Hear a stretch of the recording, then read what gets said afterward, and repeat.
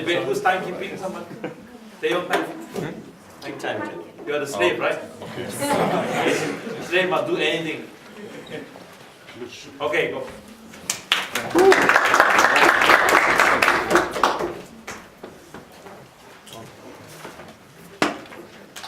Mr. Speaker, members of the House, I'm very happy to propose this motion that this House would not meet. And I think that this debate is more about a value debate than policy debate. That we think that we have to debate on what we can do about making the better society and better environment for us, but also for animals and for the whole life cycles and everything like that. And we are severely against the fact that we force cruel treatment on these animals in order to gain advantages for our own benefits. And we think for better ethical ideas and for better environmental solutions for the problems that we are having right now in the status quo, we should propose today's motion. So I'm going to talk about more about ethical ideas and how we have more of a better moral ground on having better ethical ideas. And my second speaker is going to talk about how this motion is going to be going to bring more benefits on environmental issues and so on. So my speech first argument about better ethical ideas, and second part is about how this brings more safety on for people, since eating vegetables and eating plants are much better than meats. So before going on to my arguments, yes. So I'm going to oppose all the animal use, like Jews and like pet and every other usage of animals. Like using animal as a pet, using animal as a Jew, using animal as advertisements, all the thing is going to be opposed. We think that if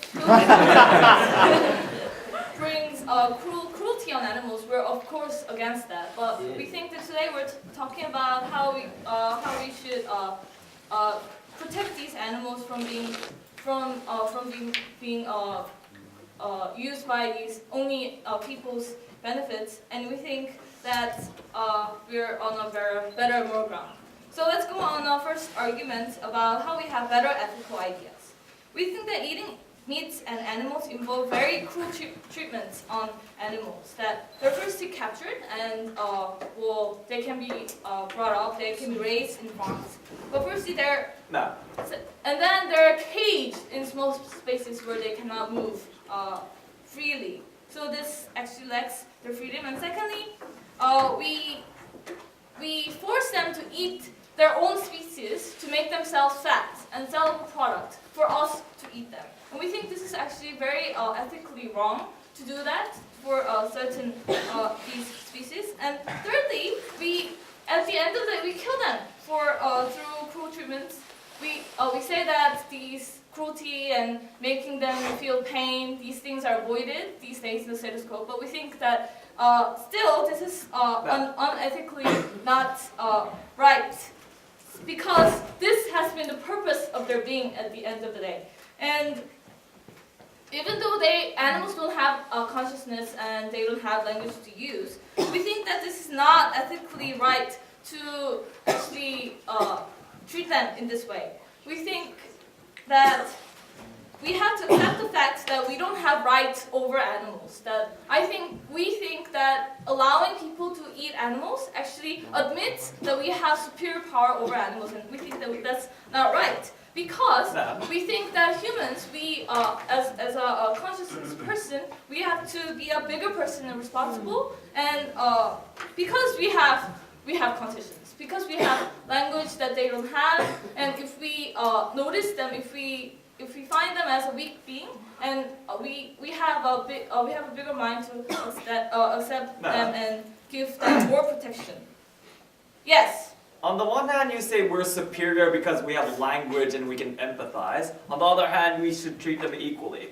Well, animals, when they treat each other, they eat each other, or they even sometimes torture each other to gain advantage. Why can't we do the same, like all other animals? Yes, why do we have to do the same? Because we're different. We're different from them.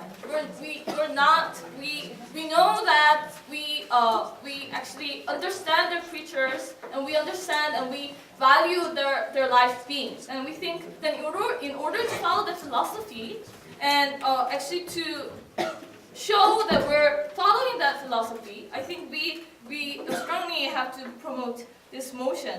And we also think that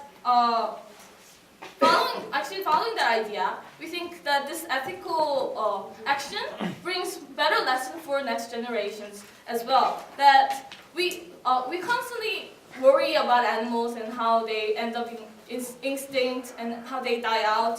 But but on the other side, we're eating them. We're eating these animals, and we think that this is actually being hypocritical. That in order to follow the philosophy that we're trying to like announce to everybody else and to the next generations, we think that following this motion actually shows and proves that we're following this philosophy that we're trying to pursue, and that actually brings better respect to our generation, our own human beings as well.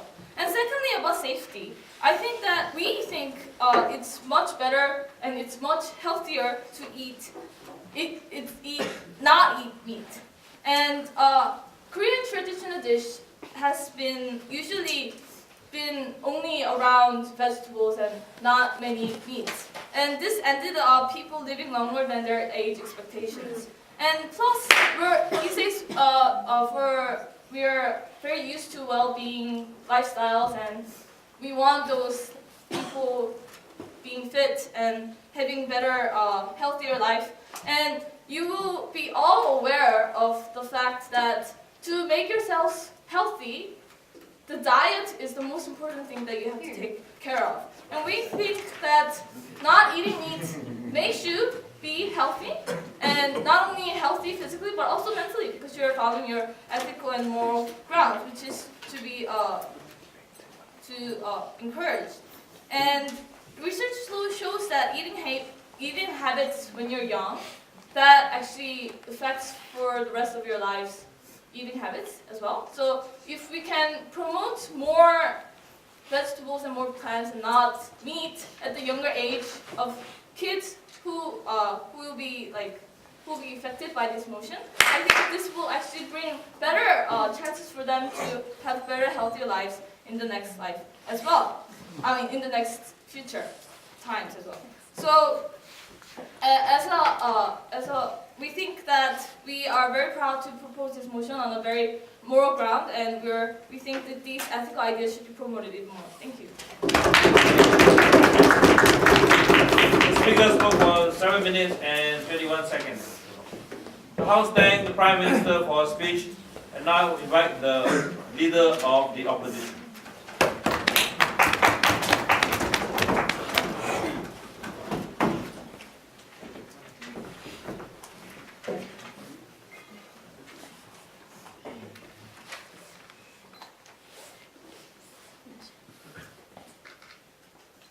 Mr. Speaker, so you have talked about what's right for the animals, what's right for people to do to treat these beings, a lesser being, but she never brought us why we have to uphold those values in the first place. What kind of values should we uphold and why? And we believe that if human beings as a whole agree that these beings deserve more rights, then we can give it to them. But we don't think people are ready to completely sacrifice their entire cultural values of eating meat and traditions, as well as sacrifice their own lifestyle choice of just eating meat is much better. Like, you become more happier if you're able to eat steak. And that is why we oppose. I'm going to talk about three things. First, how are rights given, or what kind of degree of rights are given, and what's the criteria for that. And second, about why it's better for people to choose what kind of foods they want rather than letting, top-down approach by state or some, value judgment to just force some degree of lifestyle on someone else. And finally, about why this is of extreme cultural imposition. But before that, some rebuttal. First, she said her criteria of why we should protect them is cruelty, because making them being captured and putting them in a small cage is cruel. And first of all, ladies and gentlemen, you have to remember how animals are in the wildlife situation. What kind of treatments are they getting? They are always fearing death, from maybe being eaten by a predator. Also, they also fear they lack food. Animals die all the time because they can't capture enough other kind of animals to feed on themselves or to find enough grains to feed them.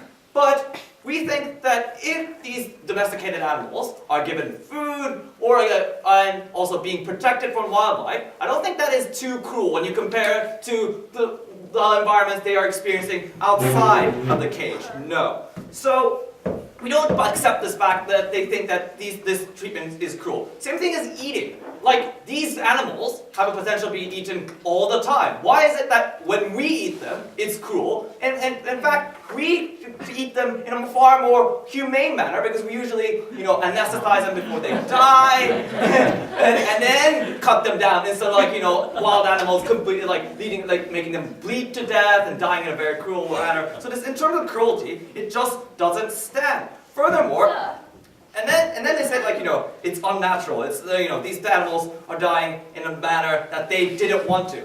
First of all, how do you know what the animals want? You just said they don't have consciousness. So if you don't know what they want, then how can you assume that they want not to be eaten? And we think that if we believe that if they want to survive or have a new offspring, then our environment of domestication is the perfect way to produce more offspring or to be protected. So I don't know what kind of values of animals they're trying to protect either. So let's go on to before that, and then health. They said, it's healthier to eat eat vegetables. Well, that's totally not true. If you look at the fossils of people, hunter-gatherers, they were far more healthier than the people that only ate grains, which had the worse bones, marrows, they had worse nutrients and that. Some nutrients are just not capable of being obtained without eating animals. Logan. So, hunter-gatherers with a lifespan of 20 years are healthier. But that aside, are you saying it's impossible then to be cruel to an animal? There's no way you can be cruel to an animal. I think in some ways you could, but not as a society. It's going to be pretty darn difficult to not hurt any animal anywhere at any time. If you want to feed hundreds of thousands of people by having huge huge amounts of grains, and then to make that field, you have to cut down forests and distribute pesticides. I don't think that's a very nice way of treating animals or the environment either. So let's go on to my arguments about rights, because they think that you can just treat people nicely and that's that. That's how society works. But that's not exactly true. We treat people nicely because we believe that is the right thing to do as a society, right? That's how rights are given. We don't give rights because animals have the right to go to vote or have the ability to make decisions. We say, look, we should treat animals a little bit more humanely. We shouldn't allow people to beat their pets. We should give more protection for mammals than, let's say, cockroaches. But that's still our choice, right? So if it's our choice, then we should only apply our rights to a degree that we can accept, and as a whole population we can agree upon. I don't think anyone in this room are prepared to say we're going to get rid of the meat and then be completely happy about it, regardless of whether that reason is because because you feel sorry for the animals or because you just don't want to eat meat. But we believe that choice is up to the society as a whole, not some people like them who have no idea what other people are feeling or what the animals are feeling either. So second, about lifestyle choices, because they think that lifestyle choices, obviously eating vegetables is much better. No, some people prioritize them being happy and eating meat than just simply eating vegetables and feeling stressed out and not because they can't go out with their friends to a steakhouse and all that, right? They have the ability to make those choices that maximize their own ability, and even in terms of health, sometimes it's much better to eat meat than not. So we don't see why we can blanketly say that people are happier because no meat. Then, finally, about cultural impositions, because they forget that Korean society have moved on from just eating vegetables. Now they eat a lot of meat. So what if someone just tells you one day and says, you can't eat meat because animals are more important than you? And I don't think that is a right that anyone has. All person has a right, to some extent, feed on animals because that's what they find valuable. That's the cultural values that they have. And we don't think just because some liberal Western elites from America, like Christy, says animals are more important than all of you in all of Northeast Asia, then we don't think they have the right to impose that kind of lifestyle upon anyone. Even like suggestion that that's a better lifestyle is it just shows that you guys are inferior, your culture is inferior, and we don't think no one has a right to say that. We oppose. We thank the leader of opposition who's actually American and not Japanese. And now invite the true blue Filipino. Deputy Prime Minister. Mr. Chair, the debate is a value judgment debate on how do we better achieve a society for all living creatures. And not only prioritizing the superior creatures in the environment, which are the human beings, which Toshi has been defending for the past 7 minutes. Our Prime Minister has clearly set up the debate, talking about how can we actually achieve this kind of harmonious society where we try to protect and actually respect all living creatures, Mr. Speaker. Because what we've heard coming from Toshi was a discussion about human rights and applying it only to a certain degree that human being can accept it. That was his entire case, Mr. Speaker. Now we ask the question, why is that so? We never heard any explanation coming from Toshi, rather than the other explanation that because we can do it, because we're the superior creature in the environment. That's the only explanation that we can get from his speech. But we ask the question, is this really correct, Mr. Speaker? Should we practice this kind of idea in the present situation, Mr. Speaker? Later I'll be discussing maybe in the past, it's acceptable, but in the 21st century, Mr. Speaker, can this specific thinking can be changed, Mr. Speaker? That's the kind of debate that we wanted to have on the government side. Can we have a shift of culture, Mr. Speaker? Because later we can discuss that these things is not even a necessity in the present situation. It's still a specific concept of choice, Mr. Speaker, that if we want to, we can actually avoid eating animals, Mr. Speaker. But let's try to look at other cases presented by Toshi. That the moment we do this, we actually try to impose or to tell other cultures that they're actually inferior, Mr. Speaker, because we want to impose these things.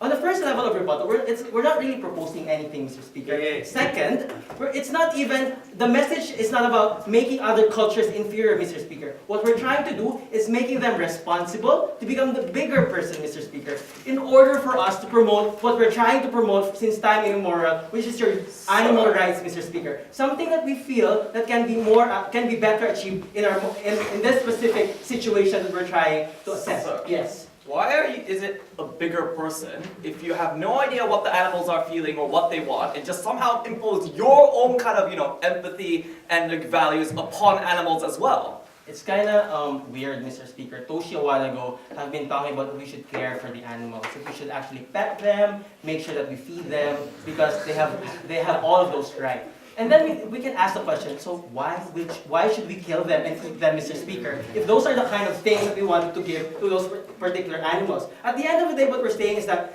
we're starting to act hypocritical, Mr. Speaker, when we eat them, Mr. Speaker, because these things does not really solve or does not actually propose and achieve the goal that we wanted to achieve when we talk about animal rights. Now, I as a second speaker, coming from the government side, Mr. Speaker, will talk about two things. One, I'd like to talk about how we can actually rejuvenate and improve our environment, Mr. Speaker. And second, how human beings can be a better leader, Mr. Speaker, in the environment. Something that we can see coming from the opposition side, that yes, we are superior, but how do we act, Mr. Speaker, as the superior creatures in our environment? Now let's go to my first case. I'd like to talk about how we can improve the environment, Mr. Speaker. In the present situation, the environment is in a quagmire situation, Mr. Speaker. The environment is in crisis.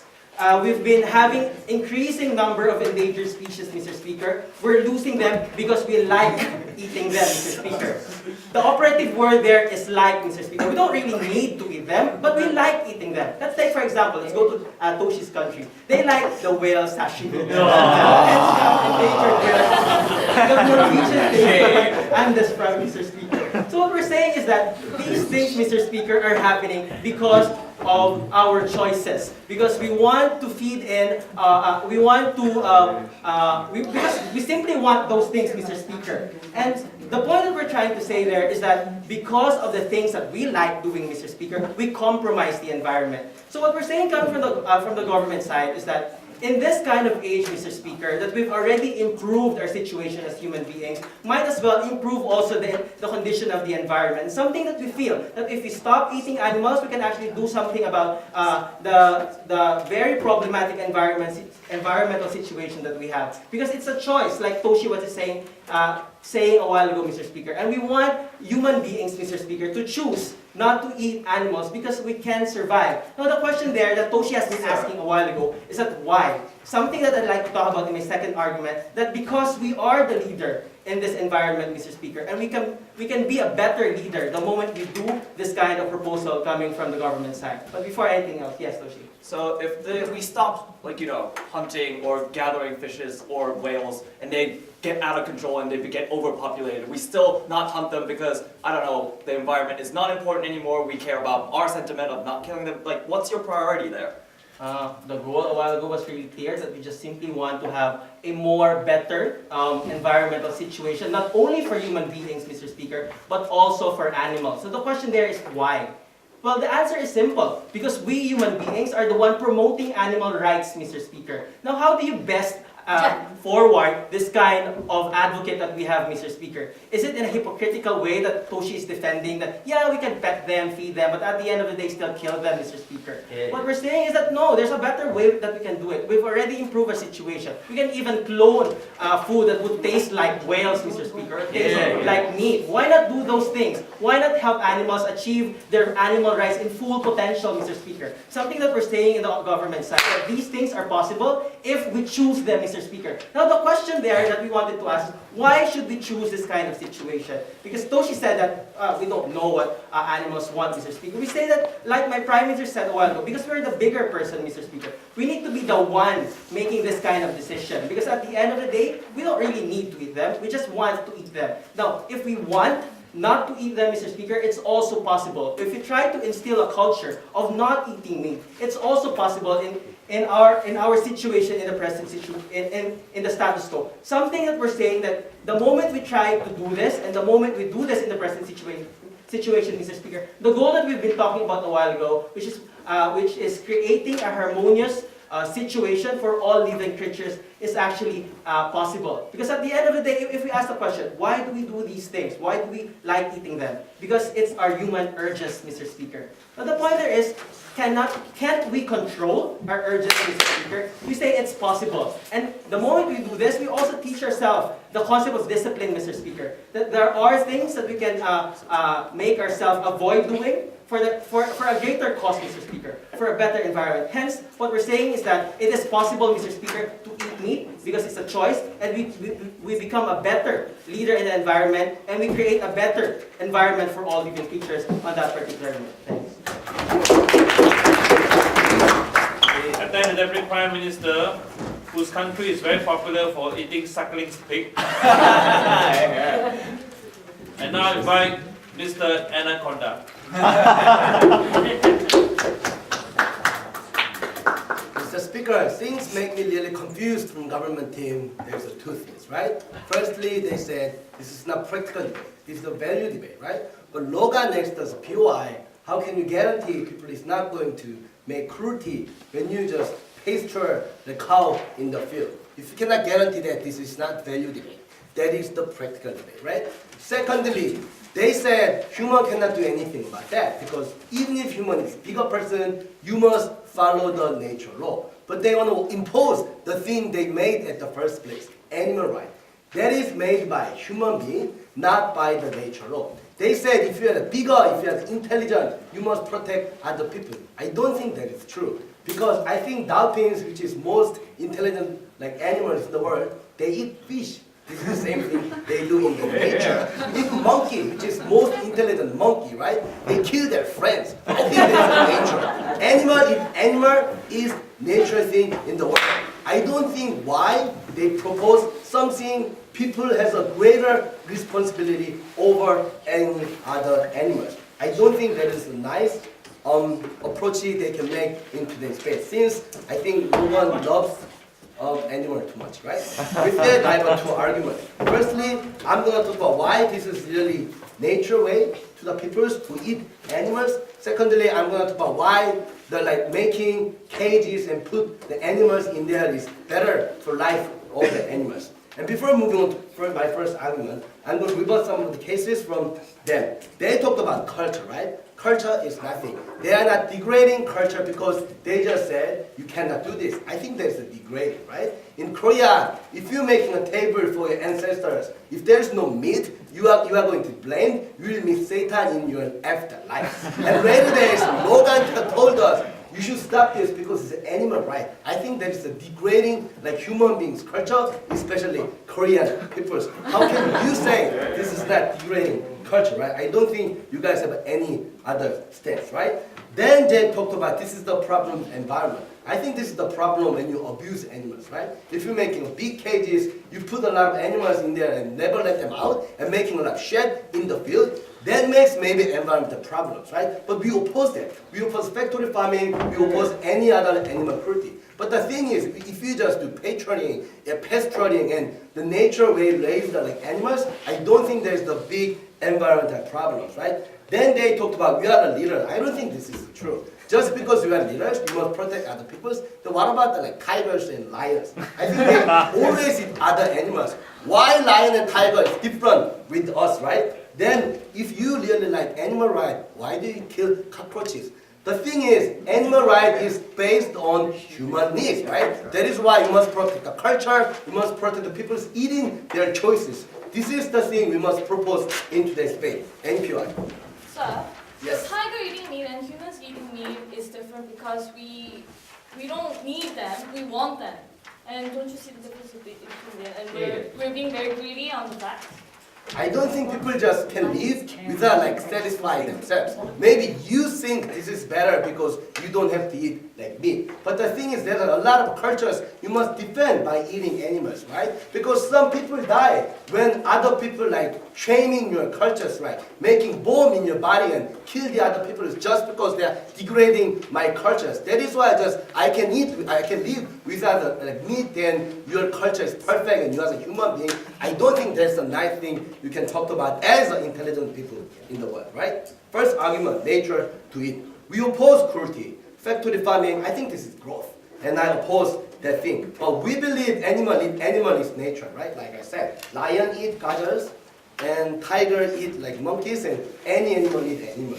Then why people eat animal is unnatural. I think this is a supply chain. Because hungry dog can eat me in the field. Then I have a right to eat if I am hungry and there's a pig, I have a right to eat this pig and dog because this comes from mutual respect, right? That is why human beings and human beings, they have a great right over each other, right? Because I believe Lok is not going to eat me. That is why I cannot eat Lok. That is the mutualist and this comes from in today's day. If you in the supply chain, and if there's no mutual promises and respect each other, I think eating animal is the most natural way you can do in today's day. Yes? The things that you've been talking about human are what we call human instincts, MC. We humans have consciousness, we have what we call morality. Why cannot we practice those things? Like I said, maybe you care more about your morality and consciousness. But there's a lot of people, they don't care morality and consciousness, but they want to satisfy themselves and they think their culture, eating meat, is more important than your morality. What gives you the right to decide this is better and this is less? And if you say this is bigger people cannot do anything about that, you cannot do anything about that. I think you are bigger than me, right?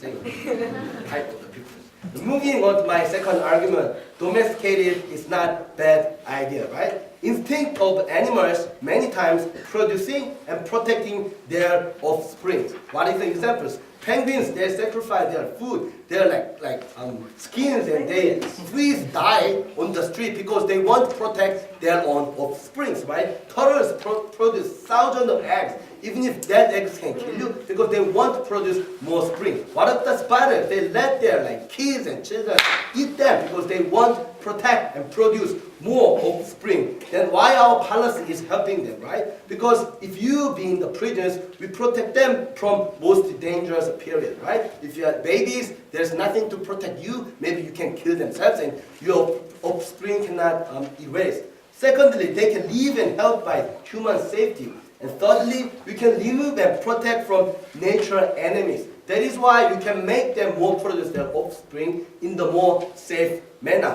Animal died anyway, right? But we provide better environment and better way to produce and protect their offspring. Moreover, I think we treat them better than they thought in today's day. Why? Because we want to make tender skins and tender beef and tender pig.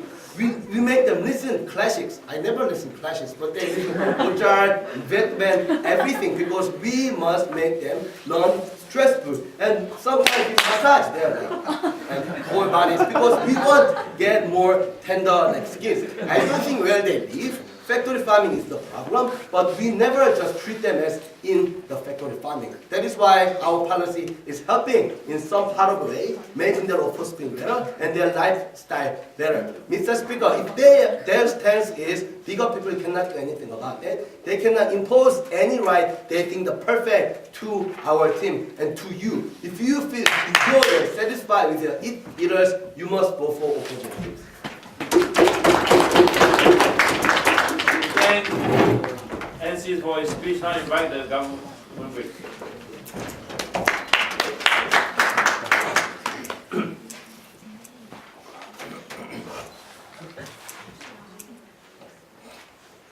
I will play Mozart for NC and massage sake into his thighs once a night so that I can eat him at some point, and maybe NC will consider that an increase, an evolution in his daily lifestyle. Because by his logic, there is a benefit of domestication, that you can put you into a cage and play nice music as long as at the end of the day you're still being killed. The point is not that point in how they exist, but the purpose of that existence. And if we are created in order to be killed, we think that's, not really, it doesn't reflect well on us as a culture or civilization.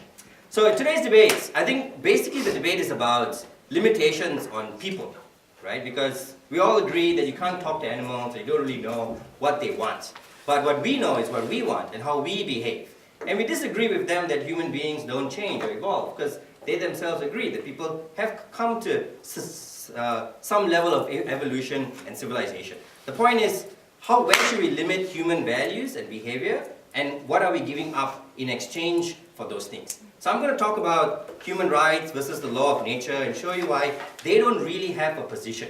They're quite inconsistent, and they're willing to take some things at some point and other things at other points, and not really have their own spine. And under that, I'll talk about the benefits of domestication, thing that NC brought up. And then talk about values and some of the things that they're comparing. What are we giving up, and what are we getting in return? So firstly, human rights versus this law of nature.